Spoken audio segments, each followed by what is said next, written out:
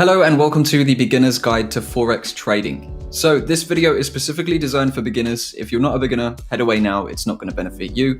But if you are a beginner and you're new to this or relatively new to this is going to set you up with everything you need to start moving forward actionably and profitably and successfully with your trading journey. Okay, so if you've got absolutely no knowledge, this is how you set up and this is what you should expect from trading and what you need to do next. So just to commit you to watching the video, why should you listen to me and who am I? Well, I have 6.5 years of experience in trading. I have 3 years in teaching. I have $1.2 million in trading capital. I've helped my students to acquire over $13.5 million in funding in the past 1.5 years and over $3.3 million in actual real profits in the pockets and in the bank account of people that I have taught to trade. So if you listen to me and you listen to everything I say and you do what I say, you're going to do just fine, okay? So in this video, I'm going to show you what Forex is, how it works, who trades Forex and how money is made, different styles of trading, the setup and the different softwares and platforms you're going to need. And then I'm going to talk about trading plans and building out a trading strategy. Then I will give you an actionable plan to move forward with, okay? So the goal of today's video is to take you from a total beginner to a knowledgeable trader with a blueprint to move towards success with. Without further ado, let's get into it. So the first thing I want to talk about is what Forex actually is. Forex is the foreign exchange market, hence the name Forex. It's just an abbreviation of foreign exchange. Now, the Forex market is a global market where the values of currencies are traded against one another. It's the largest financial market in the world, and actually $7 trillion on average passes hands every single day that the market is open. So there's massive opportunity, and there's a considerable amount more money flowing through Forex than there is through any other financial market. So who trades Forex then? Well, there are two major types of market participant that you should be aware of, because if you are aware of these, you will be able to use this when you are building your trading plan. There are retail traders, which are normal people, just like me, just like you, who are trading at home or from whatever, okay? Then we have institutional. Institutional participants are banks, funds, investment funds, hedge funds, whatever, big trading firms, basically any regulated entity with a large pool of money, okay? Institutional does trade Forex as well, and maybe you'd be surprised to hear that banks and institutions actually make up for over 90% of the money flow through Forex markets. So even though there's probably hundreds of thousands or millions of traders around the world in the retail sector, we are only responsible for around 5% of the actual money flow through the market, which is actually quite important when it comes to building trading strategies. And we'll talk about that a little bit more in a bit. So inside of the Forex market, we know we are trading foreign exchange, okay? We are trading the value of currencies. So what we actually physically trade is called a currency pair. It's basically an asset or a contract comparing the value of two currencies against one another. So currency pairs look like this down the bottom: Euro USD, USD JPY, AUD CHF. Now, for you to understand what that actually means, because at the moment you probably don't know, here is a little bit more depth on currency pairs. So this one here, EUR USD, this is the value of the euro versus the value of the US dollar. So that means if we wanted to trade the value of the euro versus the US dollar, we would either buy or sell Euro USD. We'll get to that in just one moment. So currency pairs are made up of two currencies, obviously, because we're trading the value of two currencies. But we have a base currency and a quote currency. So the base currency is always the currency at the start of the quote. Okay, so EUR USD, that means that EUR is going to be the base currency. In this past example, AUD CHF, AUD would be the base currency, CHF would be the quote currency, and USD JPY, USD is the base, JPY is the quote, okay?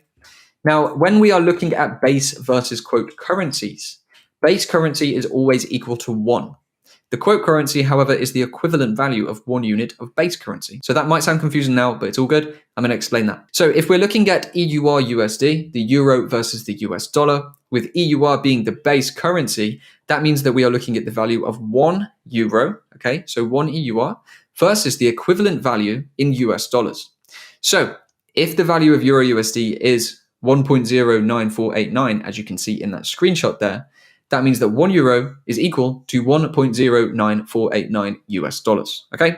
So it's basically always going to be 1 unit of whatever currency is on the left, then followed by the equivalent value of the currency on the right. Now, in Forex markets, we can trade every single global currency.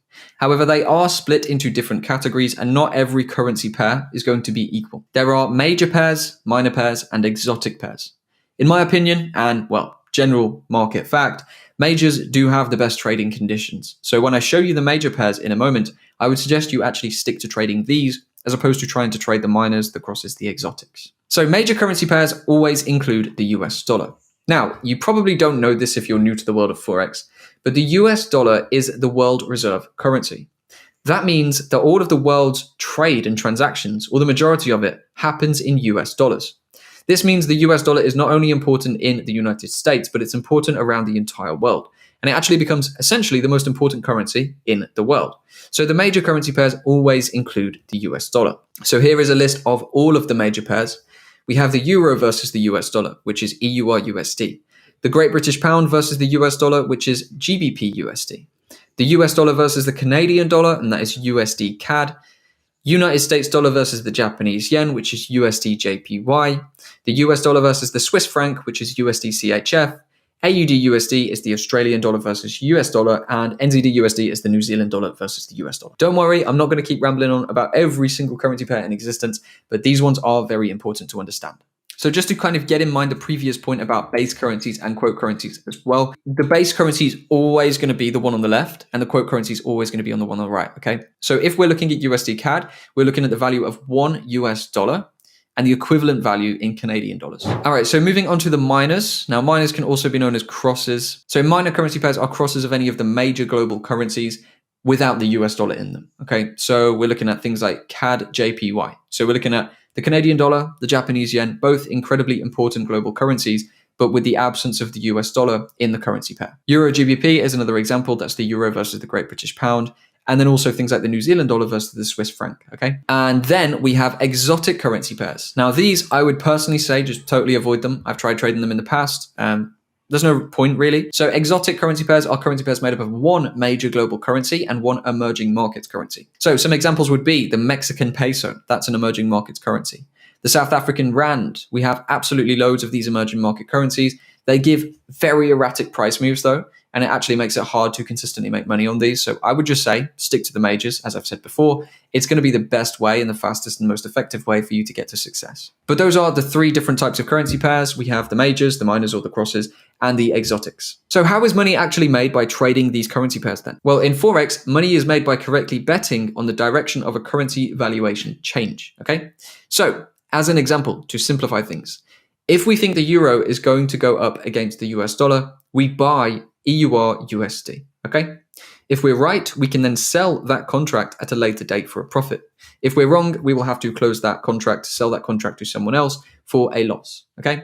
Now, we are buying and selling contracts, but it's all absolutely automated. It's not like you have to go and physically sell something to someone. You simply click a button and the contract is bought or sold. Now, when we are trading, we are always looking to achieve a positive outcome in pips, okay? Now, don't be fooled. Pips are less important than you may think, and I will talk about that on the next slide, I believe. But right now, just so you understand what pips are, this is how we measure price movements.